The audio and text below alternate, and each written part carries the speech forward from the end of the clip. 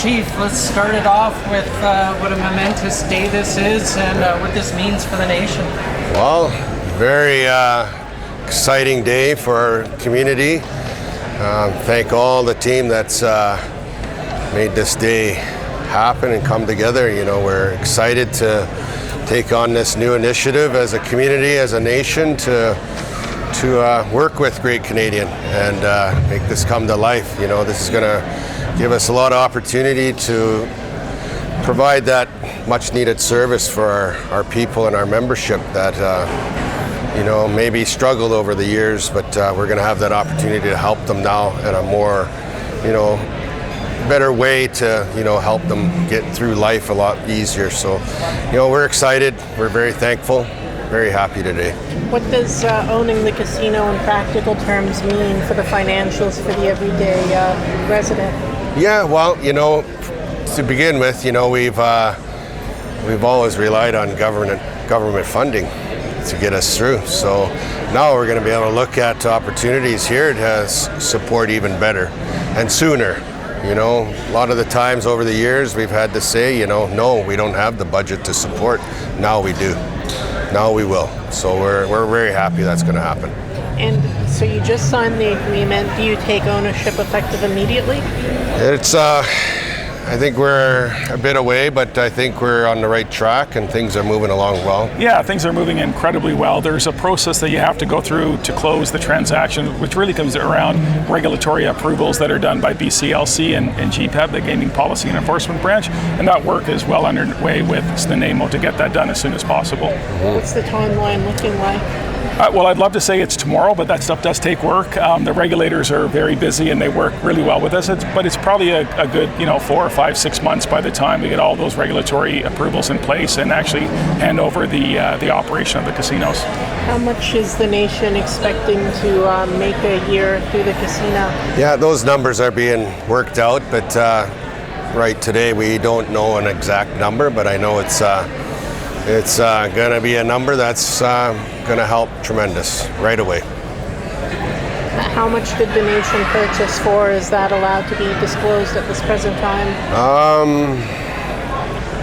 The number to purchase, yeah, we're not sharing that right now.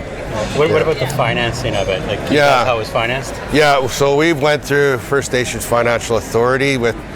They help a lot of First Nations across the land, and we work with them, and they've been very supportive. So we've got a good partner there. So it was a loan? Yeah. And I'm not familiar. What is the interest rate that the nation's going to have to pay on that loan? Yeah, it's lower than the bank. And it's through the First Nations Financial Authority? Yes. Wonderful. Yeah. Okay. I guess, is there any like challenges that you foresee that you might have to overcome, like operating a casino outside of your territory down in Victoria?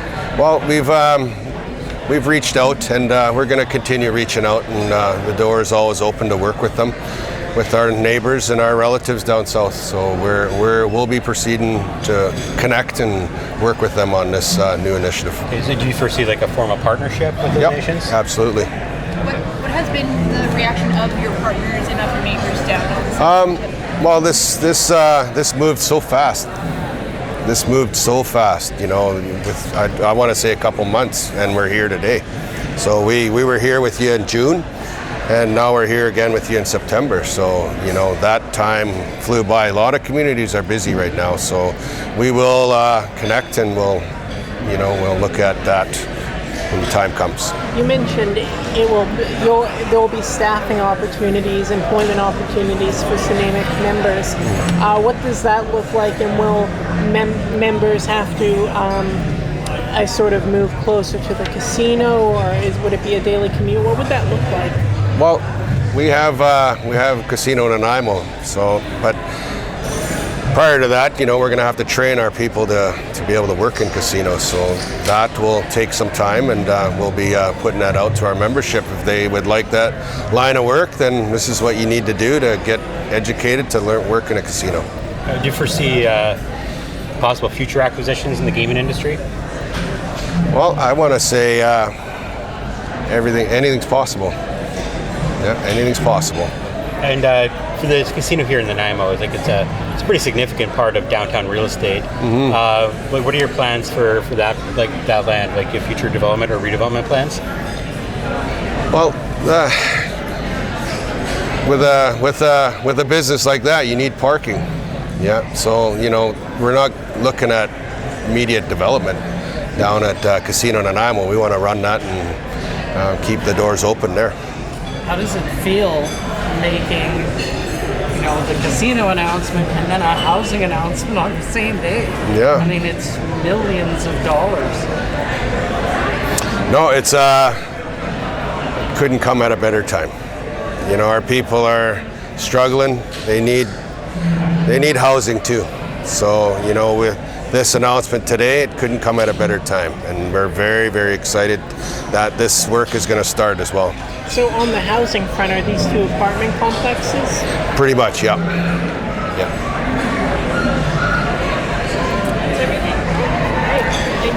Thank you, both of you. Thank you. Right on. Good job. You hungry? I am. Yeah, I'm Release hungry. about the housing today? Pardon me? Was there a provincial news release about the housing? Was there a provincial announcement on the housing? Yes. Okay, So great. Andrew would know. Sir, do you have a They copy, both perhaps? went out at once. Yeah, I can send it to you. It's online. Yeah. Okay. It's a website. The public release and then the other announcement about the 58 units went out at once. Okay, great. Alrighty, do the say and spell. Sheila Malcolmson, SHEILA-MALCOLMSON, member of the legislature for Nanaimo. Tell us, how long you've been working with Snuneymuxw and the fact that today has come about with two momentous announcements. Super proud of Snuneymuxw and Chief Wise for their leadership and for continuing to push on what's good for their people and good for the whole community. There's a couple of Nanaimo City Councillors here today. They were so happy to hear about 59 new homes that we're going to build together.